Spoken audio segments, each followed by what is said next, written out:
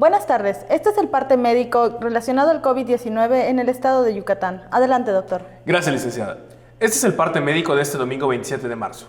Adolescentes de 12 a 17 años con comorbilidades de Mérida y otros 6 municipios del interior del estado recibirán del 31 de marzo al 1 de abril la dosis de refuerzo.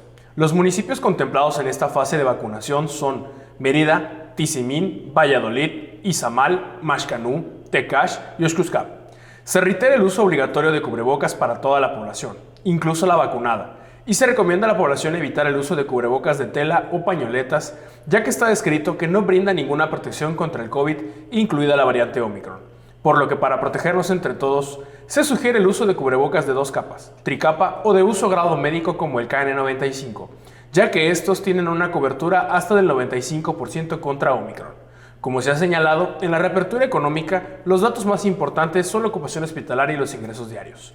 El día de hoy tenemos 18 pacientes en hospitales públicos. 102.619 pacientes ya se recuperaron. No presentan síntomas ni pueden contagiar. Esta cifra representa el 93% del total de contagios registrados, que es de 109.588. Hoy no se detectaron contagios de coronavirus en Mérida. De los 109.588 casos positivos, 761 son de otro país u otro estado.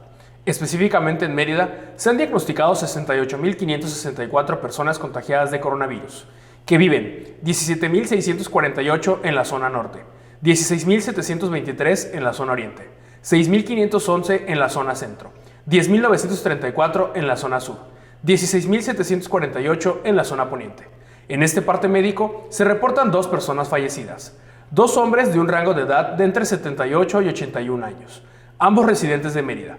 Entre sus principales enfermedades se encontraban diabetes, obesidad, inmunosupresión e hipertensión. En total, son 6.928 las personas fallecidas a causa del coronavirus. De los casos activos, 23 están estables, aislados, monitoreados por personal médico de los servicios de salud de Yucatán. Presentan síntomas leves. Como ya se mencionó, 18 de los casos positivos están en hospitales públicos y en aislamiento total. Hay otros pacientes a la espera de diagnóstico.